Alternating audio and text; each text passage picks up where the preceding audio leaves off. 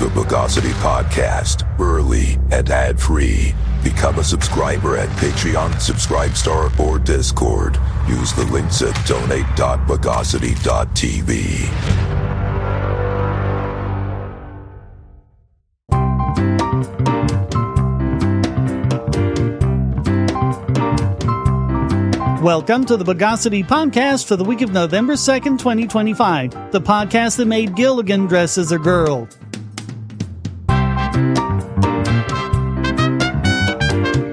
This is your host, Shane Killian. Let's denotate the news of the bogus.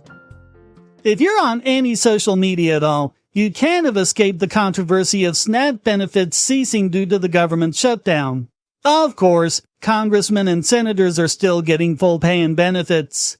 Yeah, it's one of the ways they have of deliberately making the so-called shutdown felt by the greatest number of people without actually having to shut down anything they feel is actually important. Also, people will blame the other party.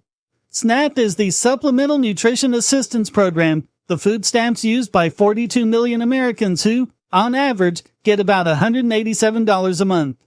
It goes on a card that can only be spent on food that hasn't been heated. SNAP's website now reads, Senate Democrats have now voted 12 times to not fund the food stamp program. Bottom line, the well has run dry. At this time, there will be no benefits issued November 1. We are approaching an inflection point for Senate Democrats. They can continue to hold out for health care for illegal aliens and gender mutilation procedures, or reopen the government so mothers, babies, and the most vulnerable among us can receive critical nutrition assistance. Although Republicans have a majority in both the House and the Senate, under Senate rules a minority can block passage of a bill unless the majority gets 60 votes to override it. Republicans have 53 seats to the Democrats' 47, and each time the vote has been split along party lines. Democrats are accusing the Trump administration of not releasing contingency funds to keep SNAP going, but the U.S. Department of Agriculture, who runs the SNAP program, released a memo that said, quote, SNAP contingency funds are only available to supplement regular monthly benefits when amounts have been appropriated for but are insufficient to cover benefits. Instead, the contingency fund is a source of funds for contingencies, such as the disastrous SNAP program, which provides food purchasing benefits for individuals in disaster areas, including natural disasters like hurricanes, tornadoes, and floods that can come on quickly and without notice. For example, Hurricane Melissa is currently swirling in the Caribbean and could reach Florida. Having funds readily available allows the USDA to mobilize quickly in the days and weeks following a disaster. They explained that using the funds to cover SNAP would transfer money away from child nutrition programs, which provide funds for school lunches and infant formula. They put the blame on Democrats for not passing the continuing resolution that would have provided funding to the program. Quote, due to congressional Democrats' refusal to pass a clean continuing resolution, approximately 42 million individuals will not receive their SNAP benefits come November 1st. This jeopardizes all SNAP benefits in November, including those that have applied for benefits in the last half of October, and furloughed federal employees who will not receive their combined October-November benefits. That didn't stop 2 federal district judges from again overstepping their authority to order the administration to use the contingency funds for SNAP. So what do they expect the USA to do if there's a much bigger problem coming through that the contingency funds are supposed to use for? We just had the Category 5 Melissa blow through. What about the next hurricane or typhoon or earthquake or whatever? Contingency funds are for contingencies. That's probably too high a concept for the mental capacity of federal judges. The problem is, federal district judges have no authority whatsoever over federal spending. Contingency and discretionary spending is 100% under the control of the executive, and judges can only operate in the judicial branch. Of course, one of these is the same judge who tried to block Congress from defunding Planned Parenthood. Seriously, the Supreme Court just needs to grow a pair and smack them down. The main problem is completely visible on the socials. Theoretically, SNAP is supposed to be a safety net, a temporary measure to keep families fed during hard times. But what we see on TikTok and other video media sites are complaints from people who openly say they are using SNAP as a lifestyle, a regular household budget item they're entitled to. Many of them go even further and claim they're just going to steal food from stores and are encouraging others to do so as well. Here we see the fallacy of the welfare state laid bare, and this is by design. Instead of being a safety net, it's become a program of entitlement and dependency, locking in millions of Americans to poverty that, unlike any period in American history before, became generational. Which is exactly why Thomas Sowell called it the biggest and most deadly tax rate on the poor. Presenting the greatest game this side of Yuggoth. You are H.P. Lovecraft's cat, and your name is Nick. Right. We can't say that on a podcast. Well, anyway, that's the point. Your name is a joke to him. So now, you are out for revenge. Using the Necronomicon, you come to the present day to buy a gun to go vanquish him once and for all. But the Necronomicon is devious, and it summoned Lovecraft's monsters as well.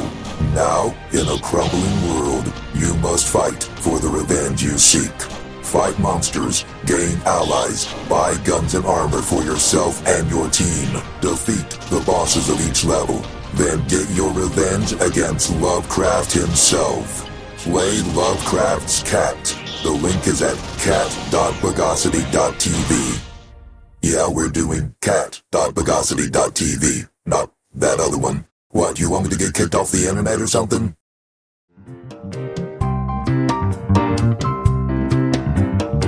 One of the disturbing trends we've been seeing recently in lawsuits is the threat to freedom and fair use that come from anti-scraping actions.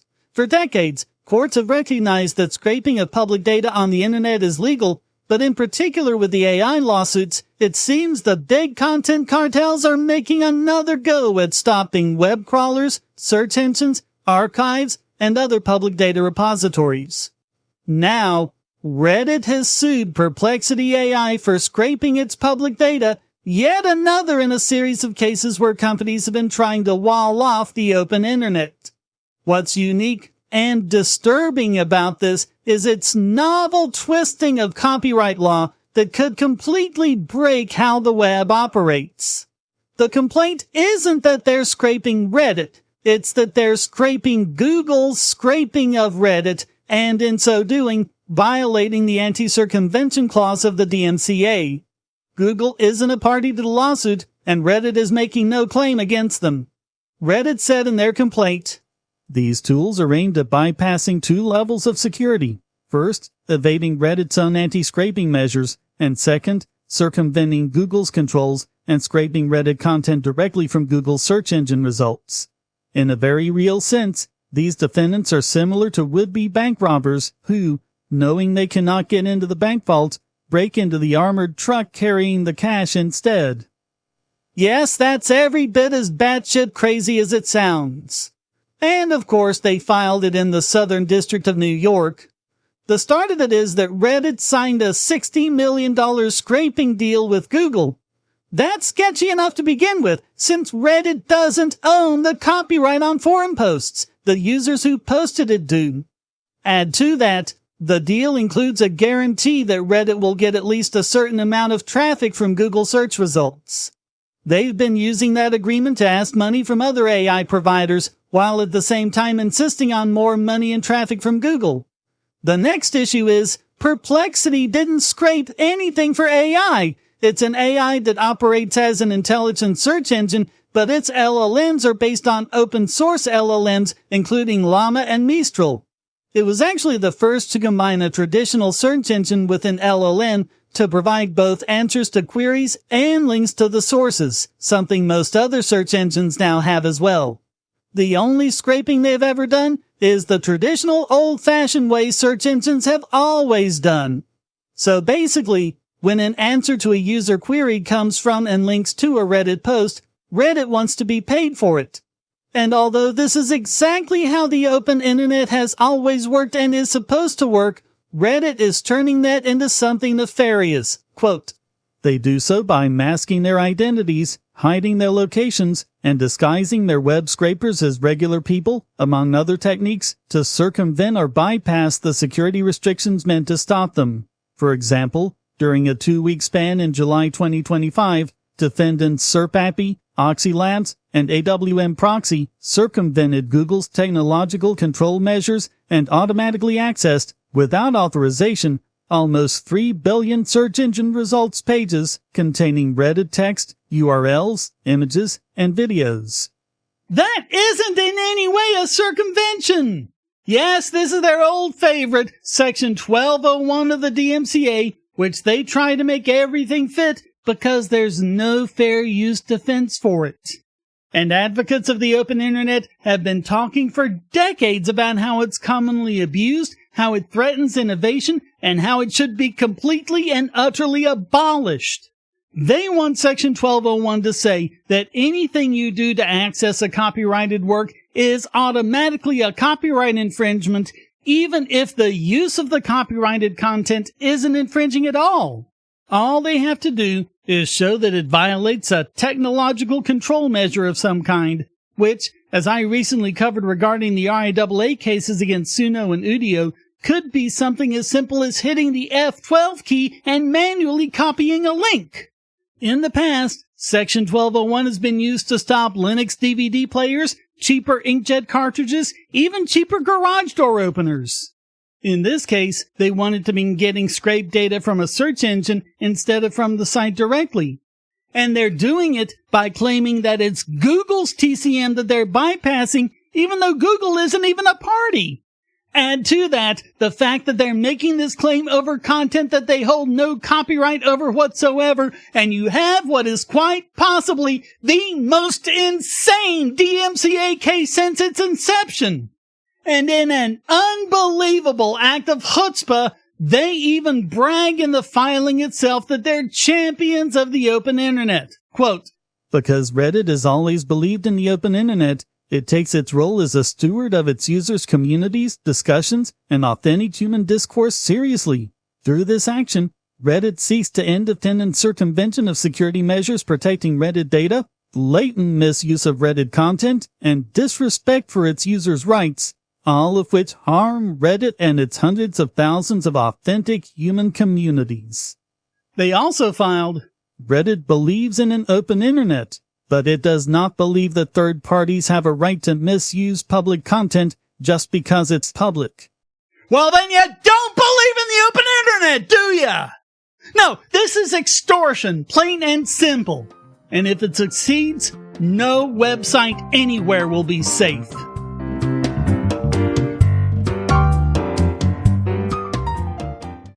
If you're on the Wi-Fi in a coffee shop or hotel, anyone on that network can get your traffic. Do you really trust all of those strangers? For that matter, do you really trust your ISP? A VPN can protect you from prying eyes, disguise your location, and even foil government censors. It's essential in this day and age, so go to vpn.bogosity.tv and you'll be taken to BoxPN. Starting at just $2.99 a month, you can get unlimited high-speed connections to VPN servers all over the world, and they don't log connections, so your privacy is assured. Traveling abroad, just VPN home, and don't worry about what those other governments are doing. Back at home, stop your ISP from traffic shaping and messing with the quality internet access you're paying good money for. You can connect from multiple machines at once, including your smartphone or tablet, and it supports all the secure standards, including OpenVPN and SSTP. Bypass censors and surveillance with your own secure VPN connection. Go to vpn.bogosity.tv.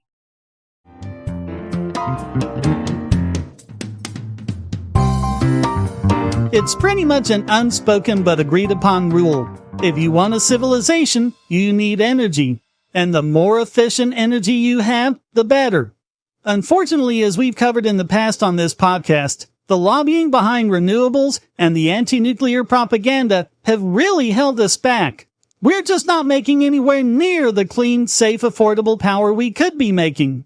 Fortunately, in recent years that seems to be changing, with a nuclear revival throughout much of the world, and in particular in the second Trump administration, thanks to a series of executive orders. OpenAI just sent a submission to the White House Office of Science and Technology Policy, letting them know just how much catching up we have to do, especially if we want to outcompete China as a world technological superpower. They pointed out that, in 2024, the U.S. added 51 gigawatts of capacity, while China added 429, building energy capacity over 8 times faster. While the U.S. is leading the world in AI technology, the Chinese might pull ahead in AI infrastructure, since data centers in the U.S. are exposing just how much deficiencies in the grid limit how quickly we can grow. They told the White House, "Limits on how much electricity the U.S. can generate to power AI development threaten both our ability to seize this once-in-a-century opportunity and our advantage on the most consequential technology since electricity itself. For the U.S., unlocking electrons will unlock our greatest national economic opportunity since electricity drove the latter half of the industrial age. Electricity is a strategic asset. It underpins the U.S. AI advantage, and in turn, our economic competitiveness, technological leadership, and national security." In the last 7 months, OpenAI's weekly user base has doubled from 400 million to 800 million users, and that doesn't count people using other AI technologies. So they're calling on the Trump administration to work with the private sector to increase our electricity growth to 100 gigawatts a year. That pretty much needs to be nuclear, but that'll take a few years to get underway, even assuming you can get the NRC to release its stranglehold on the industry. They even make it difficult to simply restart existing nuclear plants, like the Duane Arnold Energy Center in Iowa, the state's one and only nuclear plant. That's expected to go critical in 2029, 4 years from now. But we do know how to build them faster. Onagawa Units 2 and 3 were built in just 3 years 7 months and 3 years 3 months respectively, each providing 825 megawatts electric. And if you're wondering how safe they are, they both went undamaged in the 2011 Tohoku event, despite being closer to the earthquake epicenter and being hit with a larger tsunami than Fukushima. We know how to do this, people. Only idiot government regulators stand in the way. The advantage, though, is that this will be real energy generation. Most of that 429 gigawatts that China has built is solar and wind, and due to the way they measure capacity, you're not actually getting that much. Solar and wind only output about 17% of nameplate capacity, so that 429 gigawatts is actually about 73 gigawatts. And the thing is, we've covered stories in the past about how the increased power demands of data centers are way overblown. If you wanted to stop our energy issues by stopping AI, then you're trying to bail out the Titanic with a thimble. Data centers aren't causing the issues with our energy infrastructure. They're just exposing it. And even absent AI, with Americans facing rising energy costs, this needs to happen.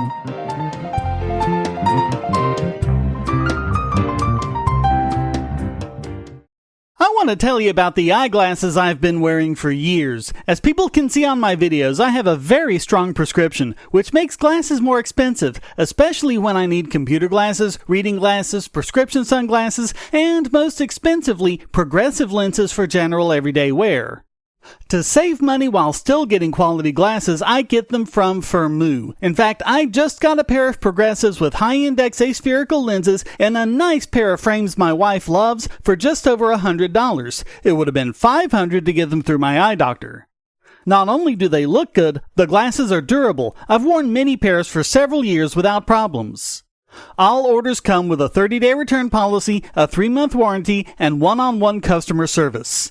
Go to Firmoo, that's FIRMOO.Bogosity.tv anytime you need quality glasses at a low price. Once again, that's Firmoo.Bogosity.tv.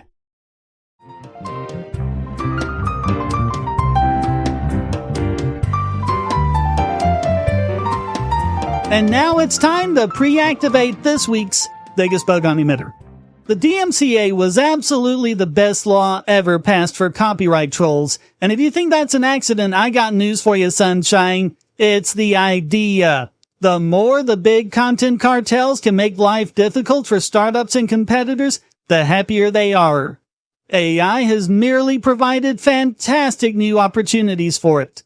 Case in point, Meta being sued by rights holders Strike3 Holdings and Counterlife Media, two porn giants. They've filed tens of thousands of lawsuits against alleged BitTorrent pirates, and now they're aiming higher. Gotta sue them deep pockets. In Cadre v. Meta, the only surviving part of that case is the allegation that Meta engaged in copyright infringement merely by using BitTorrent, regardless of whether their ultimate use was fair, which the judge already found that it was. So based on that, Strike3 and Counterlife looked through their archive of BitTorrent data for any Meta-adjacent IP addresses. They found 47 of them and immediately filed a lawsuit against Meta accusing them of piracy, even though courts have said in the past that a mere IP address isn't sufficient cause for that. In particular, the Ninth Circuit, under which the Northern District of California has its authority, found that IP addresses are not linked to individual identities. Not only are IP addresses reused by ISPs all over the place, even at a moment in time, an IP address may be used by many different people in a household, a hotel, a coffee shop, or anywhere else that's behind a NAT router. And as Meta pointed out in their filing, quote, plaintiffs are familiar with this case law, as courts have repeatedly admonished them to abide by it, but they nevertheless fail to do so here. The timing of it doesn't even work out. Quote, plaintiffs do not explain how sporadic torrenting activity that purportedly commenced in 2018, years before Meta allegedly began researching multimodal models in generative video in 2022, could have been intended for purposes of acquiring content to train such models.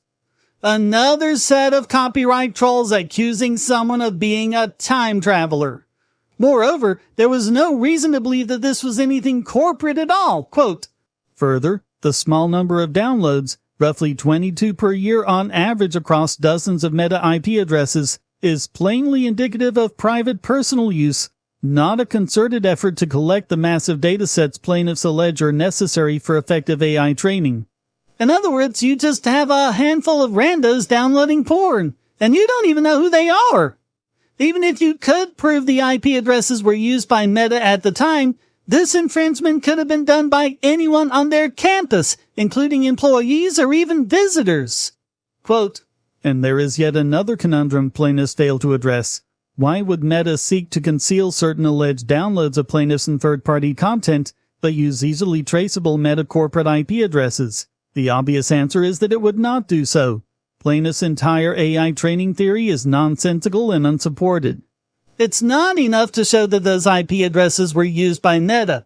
It's not even enough to show that Meta's network was used to download the videos. They need to show that Meta intended it, knew about it, facilitated it, and had a financial interest in it. They can't even show one of those, let alone all four.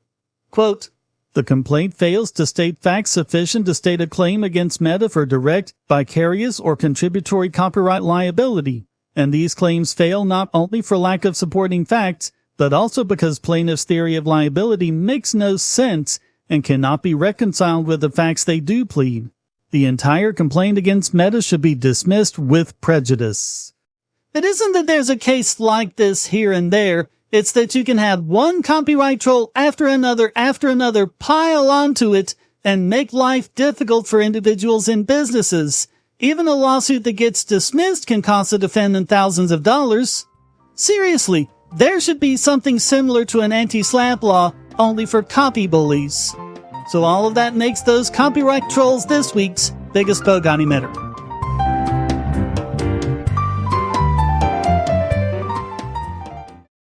Do you have children, or nieces or nephews? Are you homeschooling, or just want to counter some of the socialist indoctrination most children get in school? If so, go to Bogosity.tv/TuttleTwins, and you'll be taken to a website where you can get some great books for elementary-age children. The Tuttle Twins books are books about liberty and free market economics that include children's versions of Bastiat's The Law, Leonard Read's I, Pencil, and Hayek's The Road to Serfdom, as well as books about the Federal Reserve and how regulations protect business cronies. They'll learn about the harm caused by eminent domain, or regulations passed in the name of safety, and fundamental concepts of liberty. And as you can see from the sample pages on the website, they're all easy to read and nicely illustrated.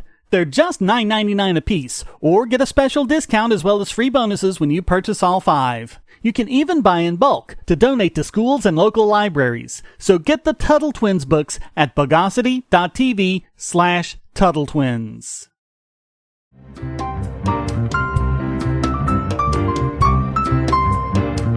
And now let's hallucinatorization-alify this week's Idiot Extraordinaire. You would think that the Biden administration no longer being a thing would mean that Karine Jean-Pierre wouldn't be getting this. You'd be thinking wrong. Amazingly, she proved to be even more of an incredible dumbass on her book tour than she did as Biden's press secretary, to the point where even her former colleagues are cringing. A lot of them are kind of disgusted by the fact that she can't seem to go 30 seconds without mentioning she's a black queer woman. Others are just dumbfounded at the fact that she can't seem to coherently answer questions about her own book. The memoir is titled Independent, A Look Inside a Broken White House. Weirdly, she tried to retcon the title to the New Yorker by claiming she was really referring to the Trump White House. One Democratic communication strategist said, quote, "A car crash is fascinating to watch. She was the top communicator for the President of the United States, and she can't get through basic interviews," and said it was like, quote, "watching Mike Tyson fight a baby." Another former colleague said, quote, "It's like watching a toddler jump into the deep end of the pool." None of them seemed to understand the premise of her book, why she didn't seek feedback from any of them, or even call on them to help promote it. Most of the focus is on the summer of 2024, when the party realized they'd pushed an unelectable dunderhead into the nomination without even a single primary, and then scrambled to figure out what to do. Another Biden White House official said, quote, "It's a sad commentary on where things are. The premise of the book doesn't really make any sense. It's sort of illogical. Being back out there and regurgitating those 3 weeks, it's just unhelpful right now, and we need to be focusing on the things Democrats need to be doing to fight back against Trump." In a disastrous interview with Isaac Chotiner, she said, "There's a period of time that I questioned what was happening and how do we treat our own? How do we treat people who are decent people?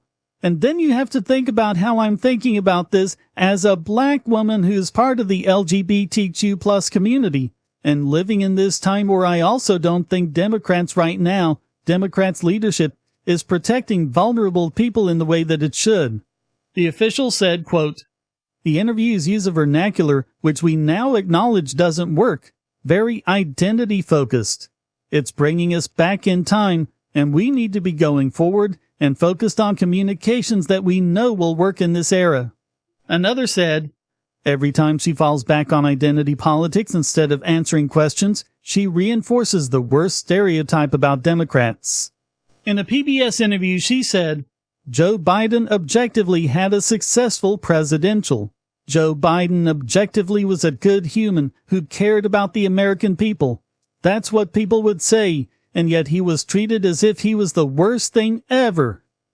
No, he was treated as someone who had no hope of winning against Trump. And it wasn't some kind of secret conspiracy or scandal. It was because his disastrous debate performance meant that they could no longer hide his mental decline. Every time she was questioned on that, she failed to come up with a coherent answer. When Chotiner asked her about that, she fell back on the whole denial tactic, saying, quote, "I did not see anything that would cause me concern. I had never seen him like that before. I'm not the only person who feels this. I'm just the one speaking very loudly." Folks, we're just seeing how dumb she is. The only reason she wasn't this embarrassed back when she was press secretary was that she could cut off a question and go to someone else whenever she wanted. Once she's not in control, she's as pathetic as Kamala Harris. So all that makes Karine Jean-Pierre this week's Idiot Extraordinaire.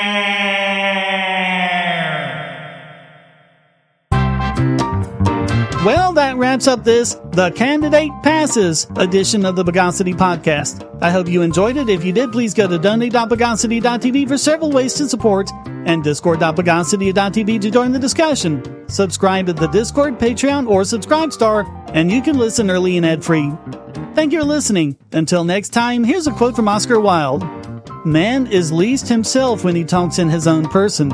Give him a mask, and he will tell you the truth. The Bogosity podcast is licensed under Creative Commons Attribution Non-Commercial No Derivatives 4.0 International License.